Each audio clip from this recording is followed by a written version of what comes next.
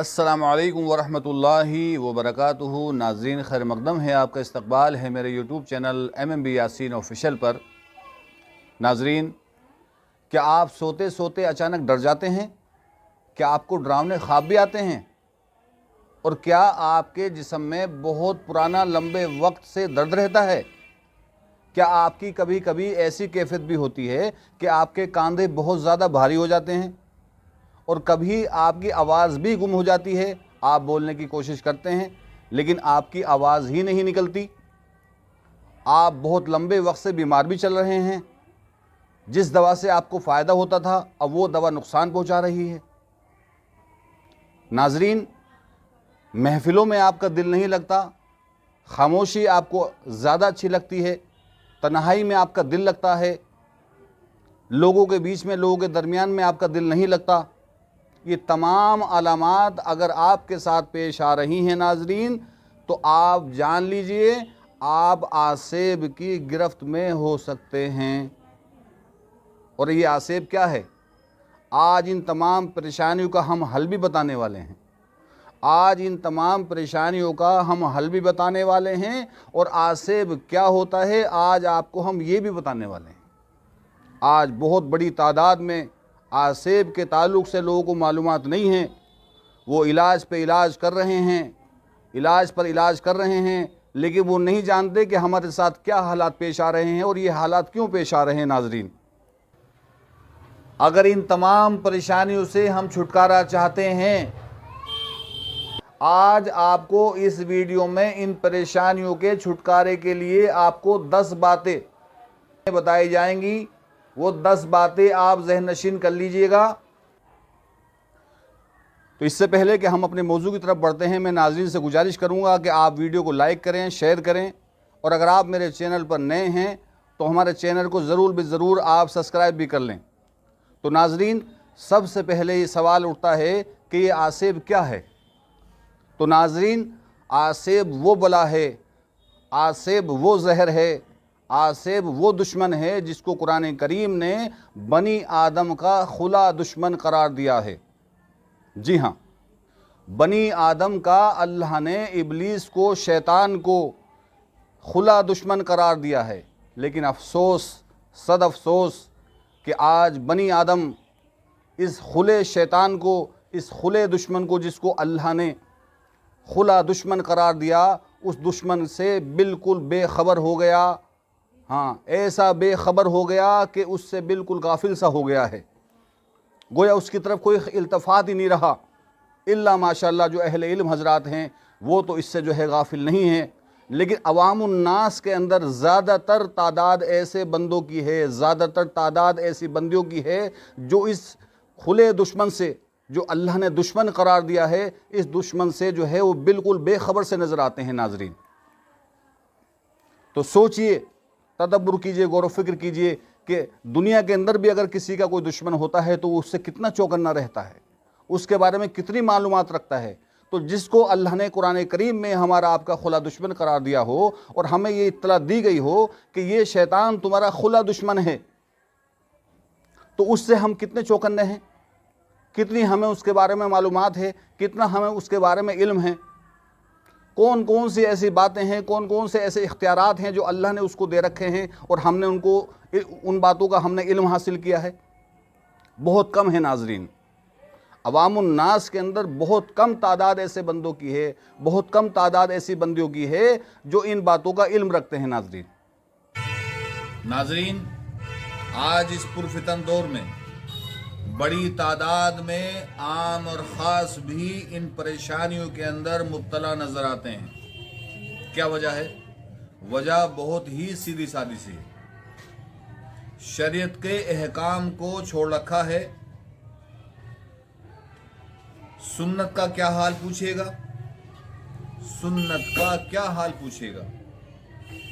फ़र्ज अमल, फ़र्ज के दर्जे का अमल भी अलल ऐलान छोड़ा जा रहा है। दोस्तों नाजरीन, आपने अहदीस मुबारका के अंदर एक बहुत ही मशहूर हदीस है, आका रसूलुल्लाह सल्लल्लाहु अलैहि वसल्लम का मशहूर इरशाद है, आपने सुना होगा हजरत उमर फारूक रजी अल्लाह ताला के मुतालिक आपने इरशाद फरमाया था कि उमर जिस रास्ते से गुजरता है शैतान उस रास्ते पर नहीं गुजरता।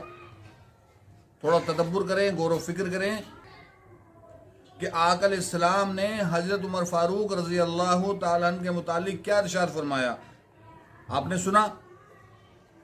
और यही हजरत उमर रजी अल्लाह ताला हैं। एक इनकी ज़िंदगी का वो दौर था कि इब्लीस के शर का तसल्लुत जो है इस कदर इनके ऊपर गालिब था कि नाउज़ुबिल्लाह नबी मोहम्मद सल्लल्लाहु अलैहि वसल्लम के कत्ल की फिराक में रहते थे। और आज यही उम्र है, ईमान लाने के बाद इनकी ईमानी और अमली ज़िंदगी का ये हाल है कि आका रसूलुल्लाह सल्लल्लाहु अलैहि वसल्लम हजरत उमर फारूक रजी अल्लाह ताला के मुतालिक ये इरशाद फरमा रहे हैं कि उमर जिस रास्ते से गुजर जाए उस रास्ते पर शैतान भी नहीं गुजरता।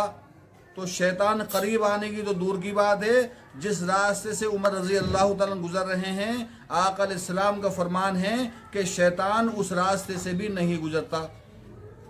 अब गौर फिक्र करें कि ईमान लाने से पहले इनकी ज़िंदगी कैसी थी, कि कितना ये शैतान का कितना तसल्लुत इनके ऊपर था। कि आपने इनके मुतालिक, इनकी सीरत के मुतालिक आपने पढ़ा होगा, ईमान लाने से कब्ल की ज़िंदगी आपने इनकी पढ़ी होगी कि नबी रसूलुल्लाह सल्लल्लाहु अलैहि वसल्लम के कत्ल की फिराक में रहते थे। और ईमान लाने के बाद ऐसी इनकी ईमानी और अमली ज़िंदगी ऐसी हो गई कि आका रसूलुल्लाह सल्लल्लाहु अलैहि वसल्लम ने इरशाद फरमा दिया कि उमर जिस रास्ते से गुजर जाएं उस रास्ते से शैतान भी नहीं गुजरता। तो नाजरीन, अमल से बनती है ज़िंदगी, जन्नत भी जहन्नम भी। अगर इन तमाम परेशानियों से हम छुटकारा चाहते हैं तो शरीयत के मुताबिक हमें ज़िंदगी गुजारनी होगी। याद रखें, शरीयत के मुताबिक ज़िंदगी गुजारनी होगी। खुसूसन पंचगाना नमाज का ख़ास एहतमाम हमें आपको करना होगा। और पंचगाना नमाज का एहतमाम तो करना ही होगा, साथ ही साथ मसनून दुआओं का भी एहतमाम आपको करना होगा। सबसे पहले आपको हम जो अमल बताने वाले हैं, आज आपको इस वीडियो में इन परेशानियों के छुटकारे के लिए आपको 10 बातें आपको इब्तिदा में बताई जाएंगी। वो 10 बातें आप ज़हन नशीन कर लीजिएगा। लेकिन उन 10 बातों को बताने से पहले जो शर्त है वो फ़र्ज़ नमाज की पाबंदी है। अगर आप चाहते हैं कि तमाम परेशानियां आप जो है इन परेशानियों से छुटकारा हासिल कर लें, ये परेशानी आपकी ज़िंदगी में ख़त्म हो जाएं, तो याद रहे सबसे पहला आप ये काम करिए कि पंचगाना नमाज, जो 5 नमाजें आपके ऊपर हर मुसलमान आकिल बालिग मर्द औरत के ऊपर फ़र्ज़ है, ये 5 नमाज़ों का आप ख़ास एहतमाम करें। और मसनून दुआओं का जो मौके की रसूलुल्लाह सल्लल्लाहु अलैहि वसल्लम ने मौके पर जो है आपने अपनी उम्मत को दुआ तलकीन की हैं, उन दुआओं को हम सीखें, मालूम करें, मसनून दुआओं को हासिल करें और उनको याद कर हम मसनून दुआओं का ख़ास एहतमाम करने वाले बन जाएं। तो नाजरीन, ये 10 बातें आज आपको ज़हन नशीन करनी हैं। ये 10 बातें और अच्छी तरह ज़हन नशीन करनी है, ये बहुत ही आपकी ज़िंदगी के लिए मुफीद होने वाली है। नंबर 1 ख़वातीन के लिए अमल है।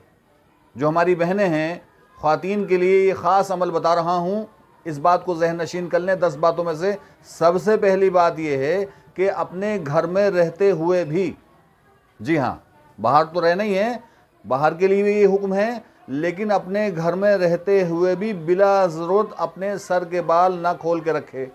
सर के बालों को हमेशा ढक कर रखे, बिला ज़रूरत अपने सर के बालों को ना खोले।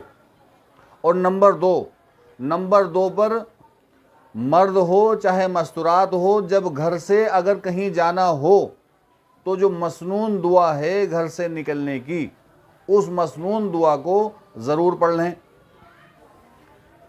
नंबर 3 ख़वातीन के लिए नंबर 3 पर ख़वातीन के लिए है कि जब ख़वातीन घर से बाहर कहीं जाने का इरादा करे तो याद रखे पर्दे का और महरम का साथ हो, पर्दे का और महरम का साथ हो। बिना पर्दे के और बिना महरम के घर से बाहर जाने से परहेज़ करे। नंबर 4 पर हमारी ख़वातीन बहनें इस बात का ख़ास ध्यान रखें कि जो कपड़े आप धोती हैं और उसको सुखाने के लिए आपने डाला है, याद रखें बहुत ही हिकमत वाले अमल आपको बता रहा हूँ कि इनको मगरिब की नमाज से क़ब्ल आपको पूरा ध्यान करते हुए, ख़ास ध्यान के साथ, बिल्कुल गफलत ना हो, इसमें कोई गफलत ना बरतें।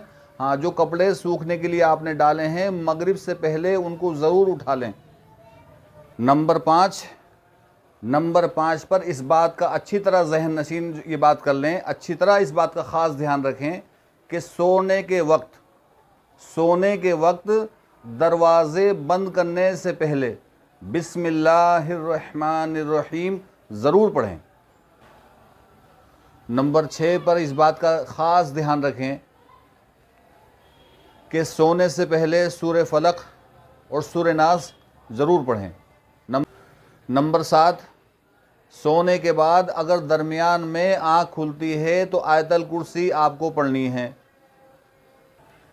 नंबर 8, जब आप बैतुल खला का इरादा करें तो बैतुल खला में दाखिल होने से पहले और गुस्ल खाने के अंदर आप दाखिल होने से पहले, दोनों मकाम पर, बैतुल खला में दाखिल होने से पहले भी और गुस्ल खाने में आप दाखिल होने से पहले ये दुआ ज़रूर पढ़ें आप।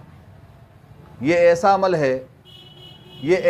है, अगर इनकी जो है मैं आपको तफसीर और ख़ुलासा बताने पे आऊँ, ये ऐसे अमल हैं कि आपको और बहुत वक्त की जो है दरकार है, लेकिन मैं आपको जो है बहुत मुख्तसर लफ्ज़ों में ये 10 बातें आपको गिनवा रहा हूँ, आपको इनको जहन नशीन करना है।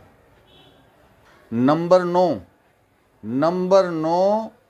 जब आप सोकर उठें तो ये दुआ पढ़ें जो आप स्क्रीन पर देख रहे हैं। जब आप सोकर उठें तो ये मसनून दुआ है। रसूल अकरम सल्लल्लाहु ताला अलैहि वसल्लम ने अपनी उम्मत को ये दुआ तलकीन की है, लिहाजा जब आप सोकर उठें तो सोकर उठने के बाद आप ये दुआ ज़रूर पढ़ें। खाने और पीने की जितनी चीज़ें खाने और पीने की हैं, उनको खाते और पीते वक्त आपको बिस्मिल्लाहिर्रहमानिर्रहीम ज़रूर पढ़नी है। इसमें थोड़ी सी भी कोताही आपको हरगिज़ नहीं करनी। ये बहुत बड़े अमल आपको हमने बताए हैं, 1 से लेके 10 बातें आपको इब्तदा में हमने बताई हैं। हालांकि शरीयत मुतहरा के अंदर आपके लिए और हमारे लिए और तमाम इंसानों के लिए और ख़ुसूसन अहले ईमान के लिए अल्लाह और उसके रसूल ने ऐसी मुफीद तरीन बातें हमें बताई हैं कि जिनको हम सीखें, अमल करें, हमारी दुनिया भी बनेगी और आखिरत भी बनेगी। हमारा आखिरत का भी फ़ायदा होगा और हमारी दुनिया का भी बेशुमार फ़ायदे हमारे दुनिया के भी होंगे। लेकिन अफसोस के साथ कह रहा हूँ कि हमें फिर भी इस कदर जो है गफलत है कि आज हमें दुनिया की हर चीज़ का मालूम है, लेकिन अपने दुनिया के नफ़े जो कि दीन के अंदर अल्लाह ने हमारे लिए छुपा के रखे हैं, उन नफ़ों से आज हम बिल्कुल बेखबर से हो गए हैं दोस्तों। तो नाज़रीन, उम्मीद करता हूँ कि अल्लाह ताला आपको जो है और हमें और तमाम नाज़रीन को इन बातों पर इखलास से अमल करने की तौफीक देगा। अगर इन बातों पर आपने अमल कर लिया, अगर इन बातों पर आपने यकीन के साथ, इखलास के साथ इंशाअल्लाह अमल कर लिया, आपको किसी तावीज़ की कोई ज़रूरत इंशाअल्लाह पेश नहीं आएगी। ये आमाल ही आपके लिए तावीज़ से बहुत बढ़कर काम करेंगे इंशाअल्लाह। लेकिन शर्त वही है, फिर आखिर में इस बात को कह रहा हूँ, मैं अक्सर जो है इस बात को अपनी वीडियो के अंदर कहा करता हूँ और नाज़रीन उस बात को मैं कहता ही इसलिए हूँ कि सारा अमल का दारोमदार नीयत पर है और दिल के इखलास पर है। तो दिल के यकीन और खुलूस के साथ इंशाअल्लाह आप इन बातों पर अमल करें।